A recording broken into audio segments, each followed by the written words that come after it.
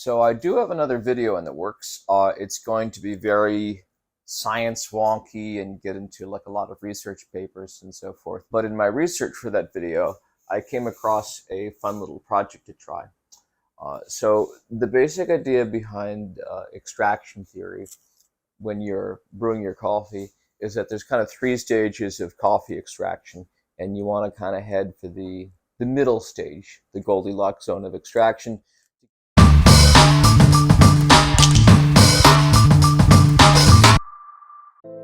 The first stage is where you get the salts, anything highly electrolytic that dissolves easily, your acids. It tends to mean that you have like kind of a salty or sour taste or whatever. So that's the first stage that comes out. That's what happens when you have an under-extracted brew. The second stage, you get into like the fruit sugars, the fructose, and the caramelized sugars, which are a result of the roasting process. That balances everything out. That balances out the acidity, that balances out the sourness, and it makes a great cup of coffee. And then what you get into, if you keep dissolving past around 22% of your beans, you get into the stalky, bitter fibers of the plant. And the idea is that if you continue to dissolve your coffee grinds at this point, you'll start to attract bitter flavors. The coffee might taste dry, we call it astringency, and it also tends to feel hollow or empty. So I came across a proposal for an experiment, which is what you can do is you can actually taste the discrete flavors. And the idea is you're going to brew your coffee however you're going to brew it. I'm going to do it with an espresso machine today. And you're going to rotate at each stage a different cup to be dispensing your brewed coffee into. So the idea is that if you separate out your three cups, you should be able to get kind of the dominant extraction that comes from each stage of the journey. And in theory, you should be able to, in a very direct sensory way, experience this whole idea behind the extraction theory. So I thought that'd be a fun thing to try. So I'm gonna give it a shot. Let's see how it works.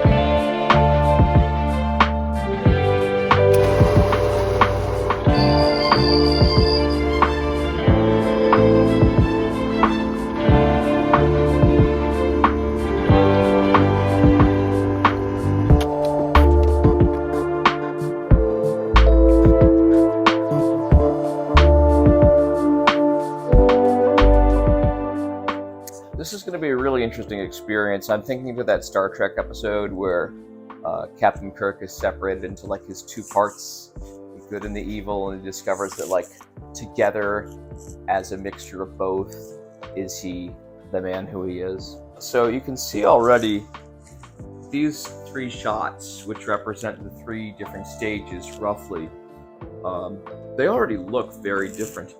The first one here has got some bubbles in it and some, let's say, precipitate or something at the surface here. The second one has got like kind of a finer bubbled crema, and I think I'm seeing some of the oils there. And the third one just looks kind of like tea. It looks very weak. It looks lighter in color, and it seems to have none of the oils or like the dissolved gases or anything like that. Now, in the article that I came across, they actually did make measurements using, I assume, a refractometer to look at the number of total dissolved solids, and that gets you some sense for how fast the things dissolve.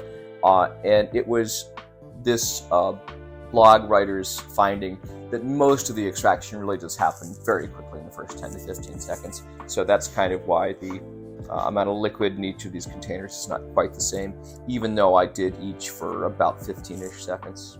So first stage, this is supposed to be salty, sour, acidic, all the highly electrolytic and polar molecules that dissolve very quickly, and also caffeine, because apparently caffeine is polar enough that water can extract right out of the beans.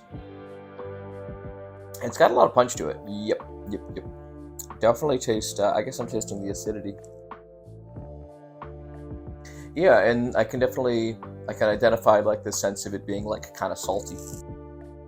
Honestly, I don't dislike it. I kind of like it. It's got a little punch to it. I was having an interview with Maxwell Kelowna Dashwood, and he was talking about that acidity is, in general, kind of a positive characteristic of coffee, whereas sourness is generally considered an undesirable characteristic, but they're kind of lumped together in the early first stage extraction. But I guess a little bit of sourness. All right. Stage 2. This is supposed to be the good stuff, the sweet stuff. Let's find out. Oh, interesting.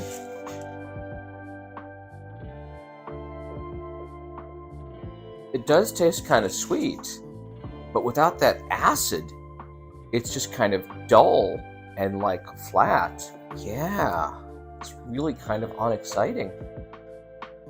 It's sweet, but yeah, I'm missing the punch of the acid.